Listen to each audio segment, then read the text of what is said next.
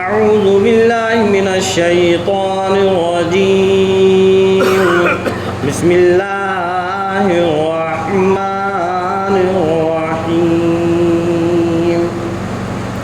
يا أيها الذين آمنوا لا تتبعوا خطوات الشيطان ومن يتبع خطوات الشيطان فإنه يأمر بالفحشاء والمنكر صدق الله العظيم اللهم صل على محمد وعلى آل محمد كما صليت على إبراهيم وعلى آل إبراهيم إنك حميد مجيد اللهم بارك على محمد وعلى آل محمد كما باركت على إبراهيم وعلى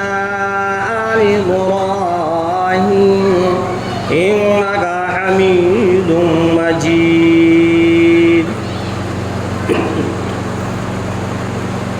محترم حضرات، سامعین کرام، عزیز ساتھی، یہ آیت پاک جو تلاوت ہوئی، اللہ تبارک تعالیٰ نے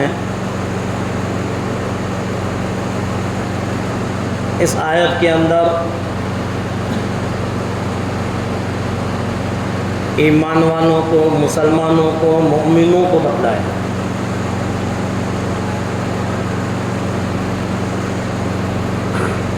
اور یوں فرمایا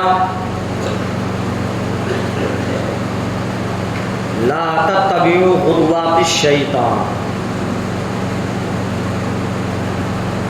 اے ایمان والو، اے مسلمانوں، اے مومنوں، اس شیطان مردود کے نقش قدم پر مت چلو۔ کہیں فرمایا پروردگار عالم نے ان الشیطان للانسان عدو مبین، کہ دیکھو شیطان انسان کا کھلا ہوا دشمن ہے، وہ کبھی نہ کبھی کسی بھی طریقے سے ہم اور آپ کو، سارے کے سارے ایمان والوں کو طرح طرح کے مکر و فریب کر کر بہکانے میں لگا ہوا ہے کہ کسی بھی طریقے سے سیدھے راستے سے ہٹ کر اور گمراہیت کے راستے پر آ جائے۔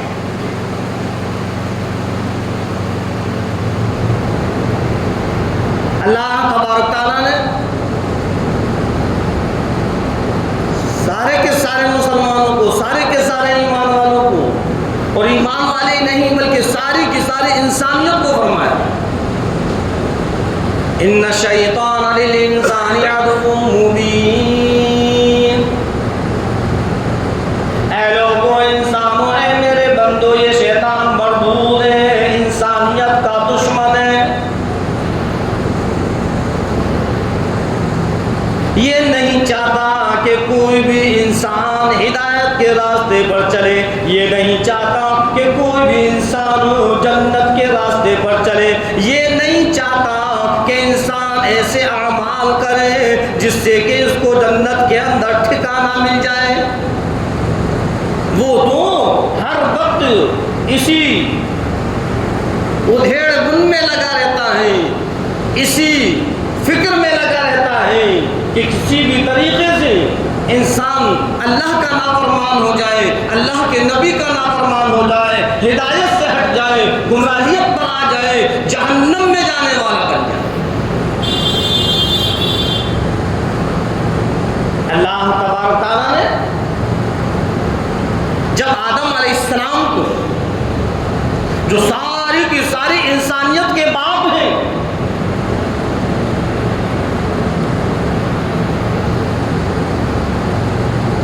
اللہ نے جب ان کو بنایا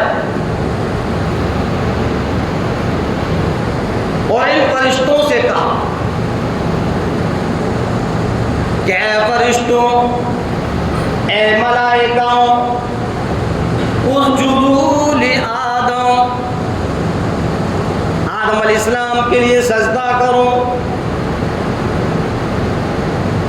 فسجدوا الا ابلیس، فرمایا پروردگار عالم نے سارے کے سارے سجدے میں گر گئے سوائے اس ابلیس مردود ملعون کے. اس نے سجدہ نہیں کیا. ابا واستکبر وکان من الکافرین، اس نے انکار کیا، غرور اور گھمنڈ کیا، تکبر کیا اور نافرمانوں میں سے ہو گیا. اللہ رب العزت نے اس وقت اس شیطان مردود کو لعنت کا طوق ڈال کر، پھٹکار کر، دھتکار کر وہاں سے نکال دیا. لکھا ہوا کہ اسی وقت اس نے پروردگار عالم کی قسم کھائی، اے رب کریم، اے رب کائنات، تیرے عزت اور جلال کی قسم، تیرے علو شان کی قسم، تیرے اعلیٰ مرتبے کی قسم، تیری بزرگی کی قسم، میں تیرے بندوں کو بہکاؤں گا. قسم کھا کر آیا، جس کی وجہ سے میں جنت سے نکالا گیا ہوں اس کو بھی جنت سے نکال کر رہوں گا. ادھر پروردگار عالم نے ہر دور میں، ہر وقت میں، ہر نبی کے وقت میں اپنے بندوں کو باخبر کر دیا کہ شیطان مردود ملعون کی باتوں میں نہ آنا، اس کے مکر و فریب میں نہ آنا، اس کی کسی چال بازی میں نہ آنا، اس کے کسی داؤ پیش میں نہ آنا، اس کے قدم نقش قدم پر نہ چلنا.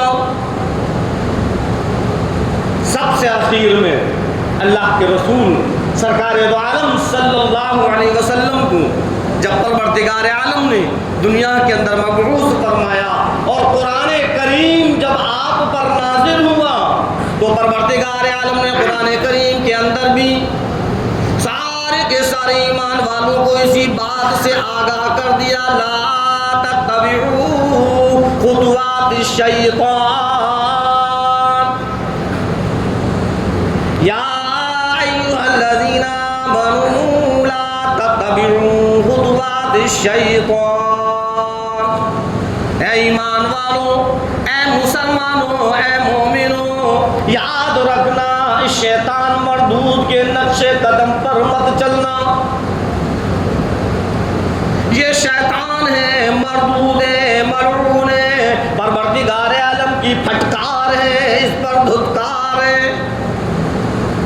وَمَن يَتَّبِعْ خُطُوَاتِ الشَّيْطَانِ، قرآن کریم کو پڑھ کر دیکھا کرو کتنے بہترین انداز میں پروردگار عالم سمجھا رہا ہے کہ دیکھو اگر کوئی اس شیطان مردود کی اتباع کرے گا، اس کی پیروی کرے گا، اس کے نقش قدم پر چلے گا، فَإِنَّهُ يَأْمُرُ بِالْفَحْشَاءِ وَالْمُنكَرِ، تو پھر یہ تو بے حیائی اور بری باتوں کا یہ حکم کرے گا. وہ نہیں چاہے گا کہ تم صحیح طریقے پر چلو، وہ نہیں چاہے گا کہ تمہارے اندر حیا اور شرم برقرار رہے، وہ نہیں چاہے گا اس چیز کو کہ تم گناہ کرنے سے باز آ جاؤ، وہ نہیں چاہے گا کہ تم اللہ کی نافرمانی سے باز آ جاؤ. اللہ رب العزت نے صاف صاف فرما دیا، فَإِنَّهُ يَأْمُرُ بِالْعَدْلِ وَيَأْمُرُ بِالْفَحْشَاءِ وَالْمُنكَرِ، کہ بے شک وہ تم کو اسی چیز کا حکم دے گا کہ تم بے حیائی اور برے کام کرتے رہو، گناہ کرتے رہو. آج علماء کرام، مفتیان نظام ہر مسجد میں اپنے اپنے انداز سے اپنے اپنے طریقے سے ایمان والوں کو سمجھا رہے ہیں، بتلا رہے ہیں، آگاہ کر رہے ہیں،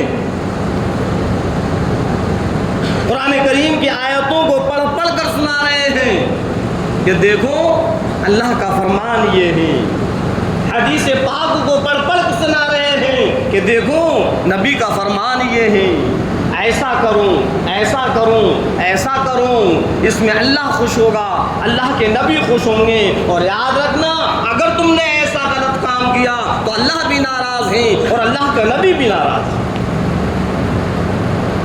ہر امام، ہر عالم، مفتی اپنے اپنے مسجدوں کے اندر اپنے مقتدیوں کو، عوام الناس کو جگہ جگہ قرآن کے پیغام کو، نبی کے فرمان کو عام کر رہے ہیں، لیکن ہمارا حال یہ ہے کہ ہم ماننے کو تیار نہیں۔ سمجھا رہے ہیں، بتلا رہے ہیں کہ دیکھو اگر ایسا کرو گے تو اللہ کے نبی ناراض ہو جائیں گے، اگر ایسا کرو گے تو اللہ ناراض ہو جائے گا، ہمیں کسی کی بھی فکر نہیں ہے، اللہ ناراض ہو تو ہو جائے، نبی ناراض ہو تو ہو جائے، ہم کو ایسا کرنا ہے، ہم تو یہی کرتے رہیں گے، ہمارے باپ داداؤں سے چلتا چلا آ رہا ہے، ہم کیوں باز آئیں؟ اب کیسے سمجھایا جائے؟ اللہ تبارک تعالیٰ نے جو ہمارے اوپر فرائض رکھے ہیں، ہم ان فرائض کے بارے میں نہیں سوچتے کہ لاؤ کبھی اللہ کے ان فرائضوں کو ادا کر لیں، کبھی ہم اللہ کے ان احکاموں کو پورا کر لیں، کبھی ہم اللہ کے حکموں پر عمل کر لیں۔ نہیں، بس جس راستے پر عوام چل رہی ہے، غلط ہے یا صحیح ہے، بس ہم نے بھی فیصلہ کر لیا کہ ہم بھی ایسا ہی کریں گے۔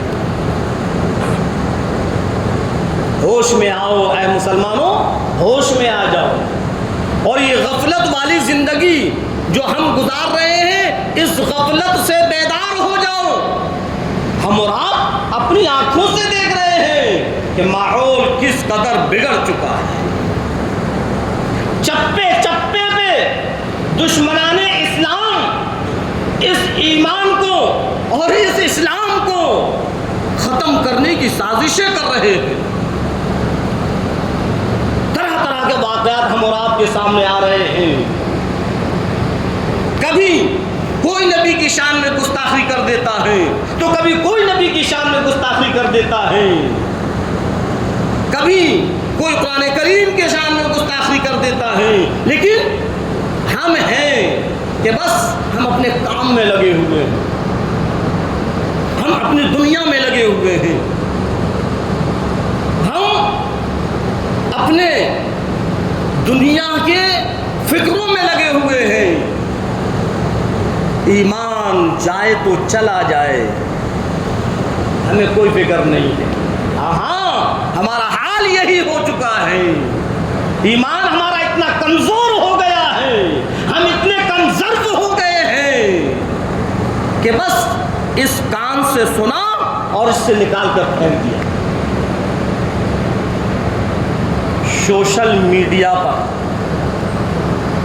شاید ہی کوئی ایسا ہوگا جس کو خبر نہ ہو اور جس نے موبائلوں پر نہ دیکھا ہو کہ ایک دشمن اسلام نبی کی شان میں اتنی بڑی گستاخی کر دیتا ہے۔ ہم نے کیا کیا؟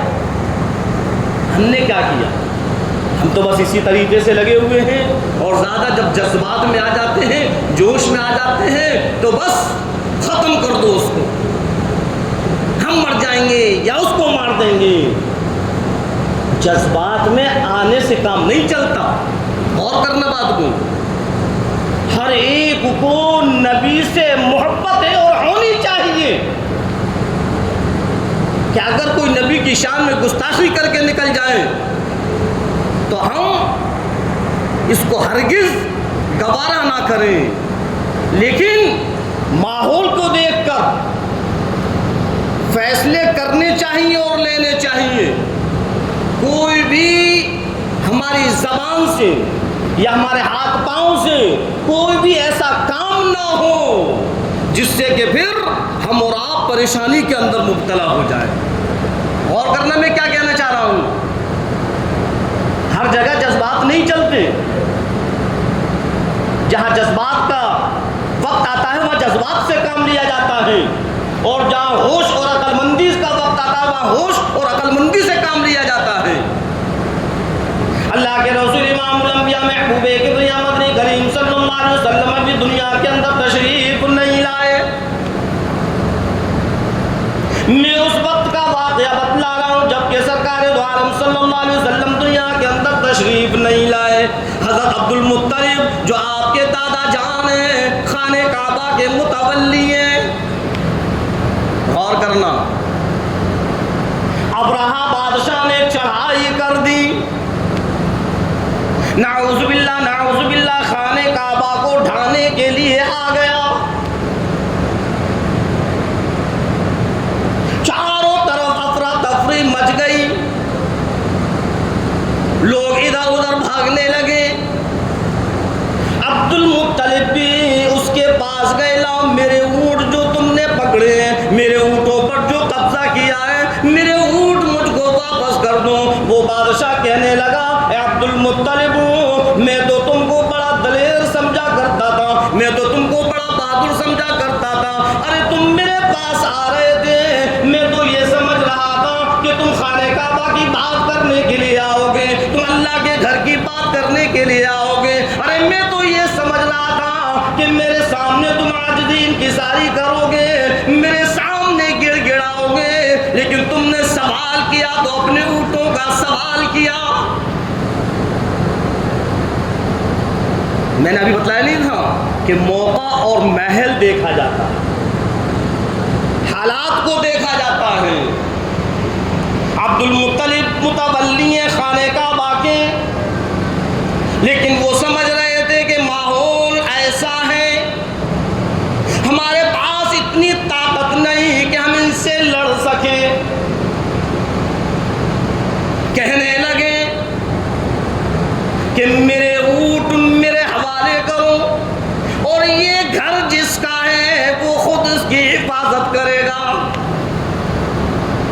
خانہ کعبہ اللہ کا گھر ہے، اللہ دیکھے گا، اونٹ میرے ہیں، اس کو میرے حوالے کرو۔ غور کرنا، کیا میں سمجھانے کی کوشش کر رہا ہوں؟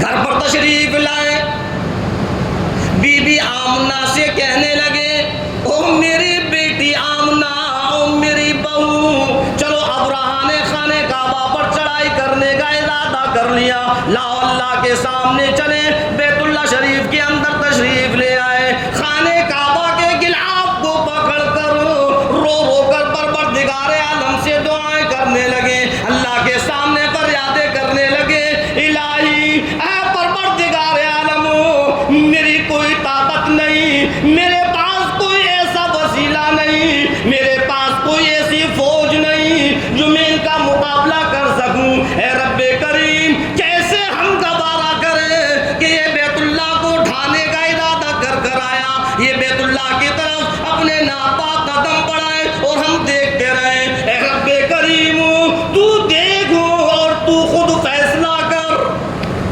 اللہ کے حوالے کر دیا، اور یہ اس وقت کا واقعہ ہے کہ سرکار دو عالم صلی اللہ علیہ وسلم اپنی والدہ محترمہ کے شکم مبارک کے اندر موجود ہے، دونوں خانہ کعبہ کے خلاف پکڑ کر دعا کر رہے ہیں۔ اللہ نے دعا کو قبول فرما لیا۔ اگر عبد المطلب اس وقت یہ چاہتے کہ لاؤ ہم اس سے مقابلہ کریں، کیسے مقابلہ کرتے؟ ہاتھیوں کی فوج ہے، وہ تنہا اور اکیلے ہیں، طاقت اس کے پاس پاس ہے، فوج اس کے پاس ہے، لشکر اس کے پاس ہے، یہاں تو کچھ بھی نہیں۔ جی سمجھ میں آئی بات؟ اللہ کی طرف متوجہ ہو گئے اور پروردگار عالم سے ہاتھ اٹھا کر دعا کری، اور صرف عبد المطلب بھی نہیں، اٹھا کر دیکھو واقعات کو، جب جب نبیوں کے وقت میں، جب جب پیغمبروں کے دور میں، جب جب اللہ کے رسولوں کے وقت میں، جب جب دشمنان ایمان نے حملہ کیا، اپنی طاقت کا مظاہرہ کیا، بس وہ پیغمبر نبی رسول اللہ کی طرف متوجہ ہو گئے، اللہ سے فریادیں کرنے لگے، پروردگار عالم نے خود ان لوگوں سے بدلہ لیا۔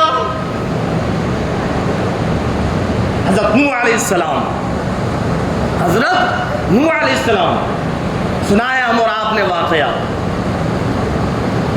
کہ جب ان کی قوم نے ان کو ستایا اور اتنا ستایا کہ ایک دن نوح علیہ السلام نے بھی اللہ کی طرف ہاتھ اٹھا کر دعا کر دی، الہی اے پروردگار عالم تو دیکھ رہا ہے۔ اللہ نے ساری کی ساری ان قوم کو، ان لوگوں کو اس طوفان نوح کے اندر غرق کر دیا، سوائے ان لوگوں کے جو کشتی کے اندر موجود ہیں۔ ہاں، حضرت موسیٰ علیہ السلام کے وقت میں، آج ہم اور آپ ایک دم جذبات میں آ جاتے ہیں، جو کام ہمارے اور آپ کے کرنے کا ہے وہ نہیں کرتے۔ اگر کسی نے نبی کی شان میں گستاخی کی ہے، ہم ہندوستان کے قاعدے اور قانون کے اندر ہیں، ہم جانتے ہیں، ہم دیکھتے ہیں کہ ہمارے پاس کوئی طاقت نہیں ہے، ساری طاقتیں ان کے پاس ہیں، فوج ان کے پاس ہے، لشکر ان کے پاس ہے، وہ جو چاہیں جیسا چاہے کر سکتے ہیں، لیکن ہمارے پاس ان سب طاقتوں سے بڑھ کر ایک طاقت ہے، اور وہ پروردگار عالم کی طاقت ہے۔ ہم صرف اور صرف اس رب کریم سے اپنا کانٹیکٹ کریں، اس کے سامنے ہاتھ پھیلائیں اور اس سے مانگیں، اس سے دعائیں کریں، اس سے فریادیں کریں۔ اللہ ایسے لوگوں کو جو نبی کی شان میں گستاخی کرتے ہیں، جو مذہب اسلام کو ختم کرنے کی سازشیں کرتے ہیں، جو ایمان کو ختم کرنے کی سازشیں کرتے ہیں، انشاءاللہ ثم انشاءاللہ اللہ ان کو نیست نابود کر دے گا۔ لیکن ہوگا جب کہ ہم اللہ کی طرف متوجہ ہو جائیں، ہوگا جب کہ ہم اپنی لو پروردگار عالم سے لگا لیں گے۔ ایسے ہی ایمان نہیں پھیلا۔ نبی کریم صلی اللہ علیہ وسلم لوگوں کو سمجھاتے تھے اور پھر رات میں اللہ کے سامنے کھڑے ہو جاتے اور پھر اللہ سے دعائیں کیا کرتے تھے، تہجد کی نماز ادا کیا کرتے تھے۔ ہم پہ تو 5 وقت کی نماز ادا نہیں، جذبات میں بہت جلدی آ جاتے ہیں ہم اور آپ۔ میرے عزیزو، جذباتوں سے کام نہیں چلے گا۔ فرمایا پروردگار عالم نے وَاعْتَصِمُوا بِحَبْلِ اللَّهِ، اللہ رب العزت نے قرآن کریم کے اندر فرمایا کہ اللہ کی رسی کو مضبوطی سے پکڑے رہو۔ اللہ کی رسی کیا ہے؟ قرآن کریم۔ اس قرآن کریم کو مضبوطی سے پکڑے رہو۔ وَاعْتَصِمُوا بِحَبْلِ اللَّهِ جَمِيعًا۔ اور ہم اور آپ کا حال کیا ہے کہ قرآن کریم پر کہاں ہم سے عمل ہو رہا ہے؟ قرآن کریم کو مضبوطی سے پکڑنے کا مطلب یہ نہیں ہے کہ بس اس کو پکڑ لو، نہیں، اس پر عمل کرو۔ جو اللہ نے فرمایا ہے اس پر عمل کرو، جو قرآن کہہ رہا ہے اس پر چلو، اور انشاءاللہ جب ہم اور آپ ایسا کرنے لگیں گے تو پھر ہماری دعاؤں کے اندر سے جو اثر ختم ہو گیا ہے ان دعاؤں میں وہ اثر پیدا ہو جائے. اللہ نے تو صاف صاف فرما دیا کہ دیکھو جو میرا ہے میں اس کا ہوں,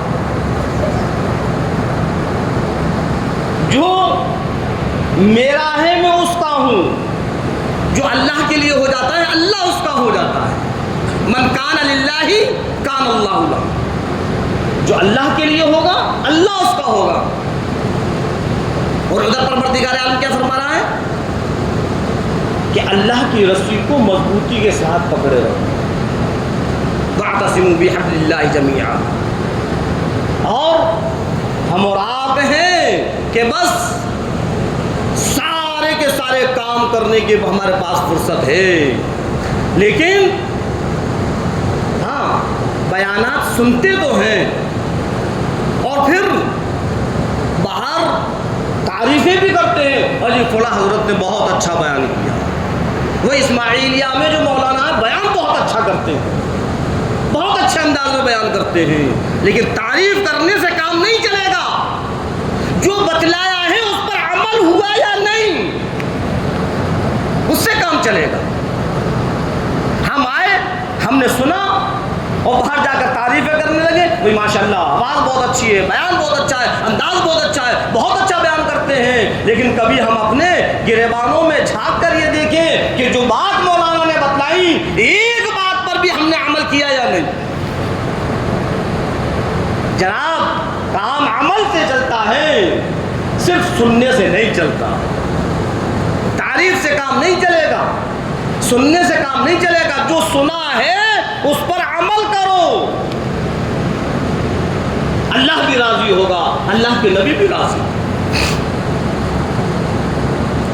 جس دن ہم اور آپ سچے اور پکے اللہ کے اور اللہ کے نبی کے فرما بردار بن جائیں گے, یہ سارا کا سارا جھگڑا ختم ہو جائے گا.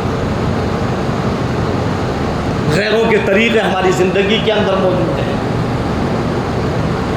دوسروں کو دیکھ کر ان کے طریقوں پر ہم چل رہے ہیں.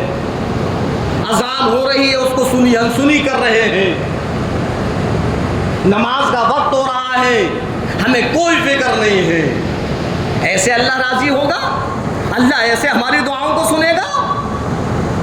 نہیں.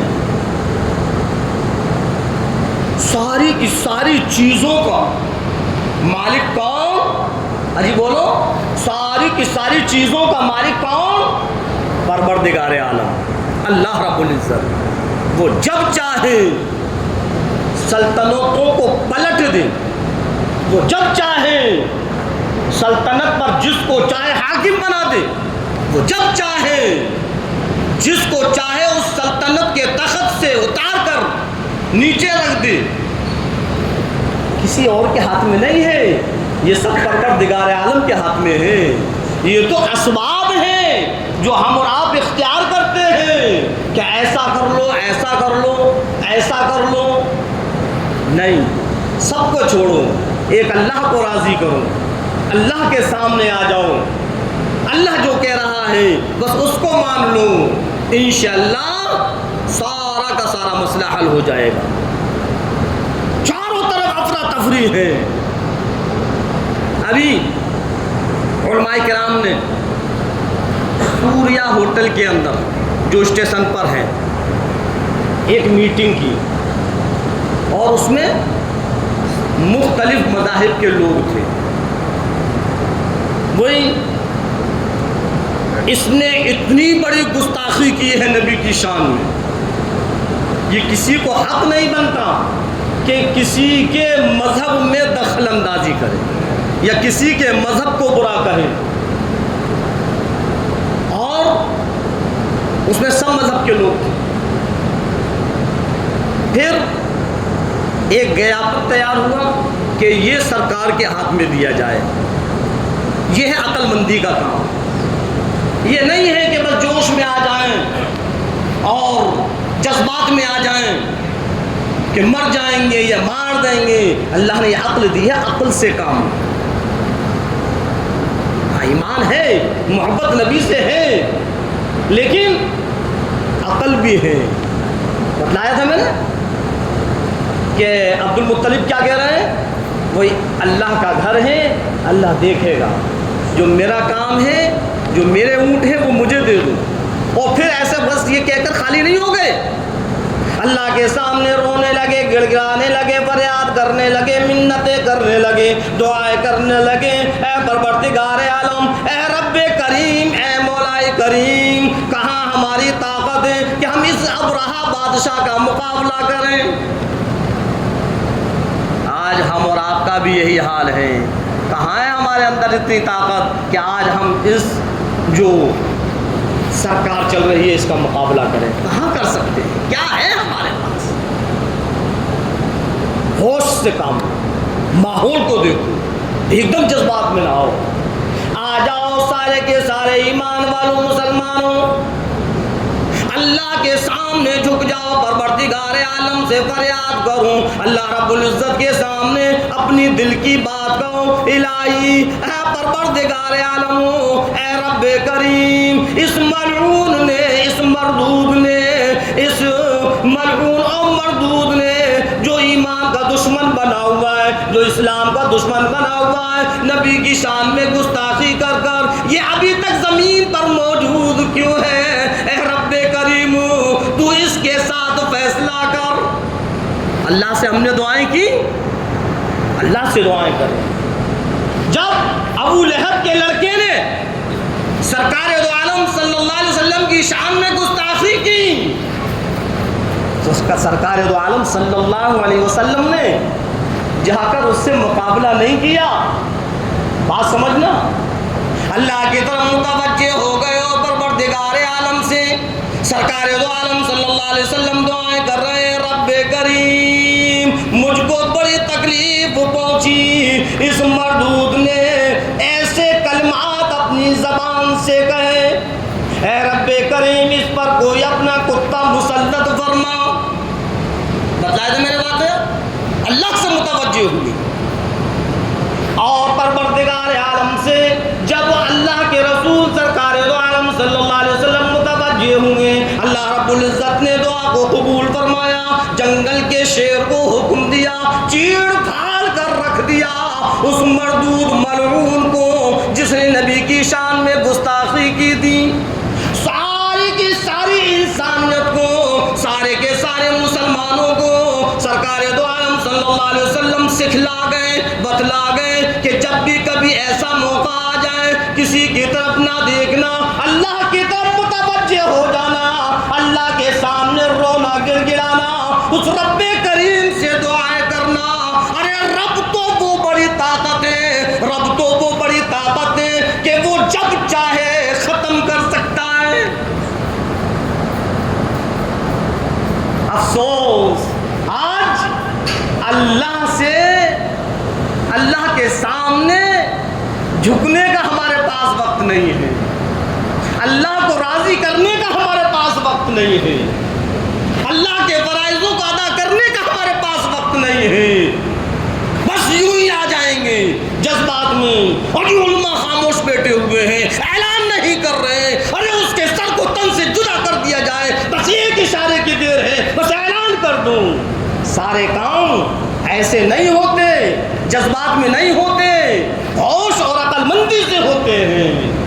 سرکار کو گیاپن دو, سرکار سے مانگ کرو کہ اس مردود کو گرفتار کرو, اور الحمدللہ علماء نے یہ کام کیا ہے. اس مردود ملعون کو گرفتار کرو, اس نے ہماری نبی کی شان میں گستاخی کیسے کی. ارے ہم برداشت نہیں کریں گے, مر جائیں گے یا مار دیں گے, لیکن ہم برداشت نہیں کریں گے, اس کو گرفتار کیا جائے. یہ ہے عقل مندی, یہ ہے ہوش. اتنا کام ہم نے یہاں سرکار کو کر دیا کہ گیاپن دیا, اور سرکار کو ہم نے بتلا دیا کہ دیکھو مسلمان سب برداشت کر سکتا ہے, لیکن نبی کی شان میں گستاخی برداشت نہیں کر سکتا. ماحول بگڑ جائے گا, پھر یہ مت کہنا یہ کیا ہو گیا. اتنا ہوا. اب دوسرا کام, اللہ کی طرف آ جاؤ اور اللہ کے سامنے ہاتھ پھیلا کر اس پروردگار عالم سے دعائیں کرو, اے رب کریم, اے پروردگار عالم, صدیقی، اس شیطان مردود نے، اس ملعون نے تیرے نبی کی شان میں گستاخی کی۔ اے رب کریم، ہمارے ہاتھ پاؤں ہیں لیکن ماحول اس قدر بگڑا ہوا ہے کہ ہم کچھ کر نہیں سکتے۔ تیری ذات ایک ہے، تو سارے کے سارے طاقتوں سے سب سے بڑی طاقت تیری ہے۔ اے رب کریم، اس مردود سے بدلہ لے۔ کیا اللہ ہماری دعاؤں کو نہیں سنے گا؟ لیکن ہم کریں جبھی تو۔ اب اللہ رب العزت کیا فرماتا ہے کہ دیکھو پہلے تم میرے بن جاؤ جب میں تمہاری سنوں گا۔ پہلے تم میرے بنو تو صحیح، میری فرما برداری تو کرو، میرے نقش قدم پر تو چلو، جو قرآن کہہ رہا ہے اس قرآن پر چلو، اس پر عمل کرو، نبی کے فرمان کو اپنی زندگی میں لاؤ۔ من کان للہ کان اللہ لہ، پہلے تم میرے بن جاؤ پھر میں تمہارا بن جاؤں گا۔ جو اللہ کے لیے ہو جاتا ہے اللہ اس کا ہو جاتا ہے۔ یہ میں نہیں کہہ رہا، اللہ قرآن کے اندر کہہ رہا ہے کہ جو اللہ کے لیے ہو جاتا ہے اللہ اس کا ہو جاتا ہے۔ ابھی ہم اللہ کے بنے کہاں ہیں؟ اگر ہم اللہ کے بن جاتے تو ہماری ایک بھی نماز ختم نہیں ہوتی، ہماری ایک بھی نماز نہیں چھوٹتی۔ اذان سن رہے حی علی الصلاۃ، حی علی الصلاۃ، آ جاؤ نماز کی طرف۔ اے مسلمانوں آ جاؤ نماز کی طرف، اپنی دکانوں کو بند کرو، اپنی فیکٹریوں کو بند کرو، نماز کی طرف آ جاؤ۔ حی علی الفلاح، حی علی الفلاح، نماز میں کامیابی ہے، ساری کی ساری کامیابی نماز میں ہے، آؤ کامیابی کی طرف۔ دن میں 5 بار ہم اور آپ سنتے ہیں، دن اور رات میں 5 بار ہم اور آپ اس اذان کو سنتے ہیں، اور مؤذن بار بار چیخ چیخ کر ہم اور آپ کو غفلت بھری زندگی سے بیدار کر رہا ہے، اور وہ کہہ رہا ہے صبح فجر کی اذان میں کہتا ہے الصلاۃ خیر من النوم، اور میٹھی میٹھی نیند لینے والوں اٹھ جاؤ، بیدار ہو جاؤ۔ الصلاۃ خیر من النوم، کب تک سوؤ گے؟ اگر کامیابی چاہتے ہو، اگر تم بھلائی چاہتے ہو، اگر تم خیر چاہتے ہو تو نماز میں بھلائی ہے، خیر ہے، اور تمہارے سونے سے بہتر یہ نماز ہے۔ الصلاۃ خیر من النوم، اٹھو اٹھو اور چلو نماز کو ادا کرو، نماز کو ادا کرو، تمہارے سونے سے بہتر نماز۔ الصلاۃ خیر من النوم۔ لیکن ہم ہیں کہ بس آنکھ بھی کھل جاتی ہے تو بس یوں ہی بستروں پر کربٹ لیتے رہتے ہیں، لیکن اٹھتے نہیں ہیں، اٹھتے نہیں ہیں۔ ایسے ہی پروردگار ہماری سنے گا؟ ہماری دعائیں ایسے ہی قبول ہو جائیں گی؟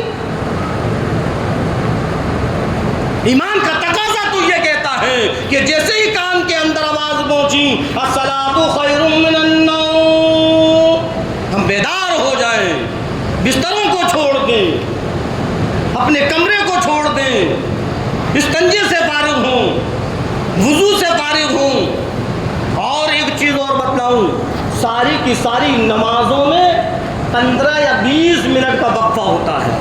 غور کرنا، ساری کی ساری نمازوں میں 15 یا 20 منٹ کا اذان اور نماز کے درمیان وقفہ ہوتا ہے۔ 15-20 منٹ پہلے، کہیں 20 منٹ پہلے اذان ہوتی ہے تو کہیں 15 منٹ پہلے اذان ہوتی ہے، لیکن جب فجر کی اذان ہوتی ہے کہیں آدھے گھنٹے کا وقت ہے تو کہیں پون گھنٹے کا وقت ہے تو کہیں 40 منٹ کا وقت ہے تو کہیں 35 منٹ کا وقت ہے۔ اتنی جلدی کیوں ہو رہی ہے؟ بتلاؤں، اس لیے کہ جب ہم اور آپ سو کر اٹھیں تو کہیں ایسا تو نہیں کہ ہم پر غسل واجب ہو گیا ہو۔ اللہ نے یہ موقع دیا کہ ابھی پون گھنٹہ ہے، ابھی آدھا گھنٹہ ہے، اطمینان سے اٹھ اور غسل سے فارغ ہو اور پھر نماز پڑھ۔ ابھی اگر یہ اذان 15 منٹ 20 منٹ پہلے ہوتی تو ہمیں بہانہ مل جاتا، اور یہ ہم اٹھے ہیں، اب اذان ہو گئی، اتنی دیر میں ہم غسل کریں گے، نماز نکل جائے گی۔ اب یہ بہانہ بھی نہیں چلے گا. پون گھنٹہ ہے تیرے پاس, 40 منٹ ہے تیرے پاس, آدھا گھنٹہ تیرے پاس ہے, اطمینان سے غسل کر سکتا ہے اور نماز پڑھ. جو پڑھنے والا ہے وہ ایسا کرتے ہیں, اور جو پڑھنے والے نہیں ہیں ان کو کوئی مطلب نہیں, وہ سو رہے ہیں. اور جب شیطان ہمارے کاموں کے اندر پیشاب کر دیتا ہے اور ہمارے سینے پر ناچتا اور کودتا ہے, تب ہم بیدار ہوتے ہیں. شیطان بڑا خوش ہوتا ہے. جو انسان فجر کی اذان سن کر اور وہ سونے میں لگا رہتا ہے, اذان ہو گئی, نماز ہو گئی اور وہ نہیں اٹھا, سورج نکل آیا.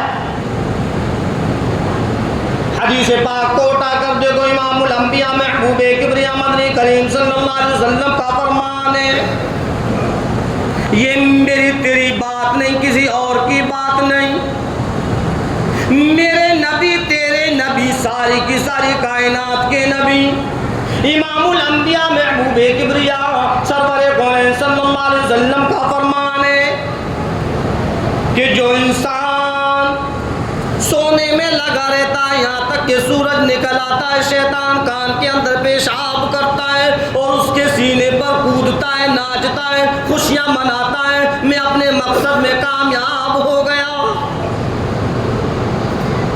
اب بتلاؤ, جب ہم شیطان کو کامیاب کر رہے ہیں تو پھر اللہ کیسے سنے گا؟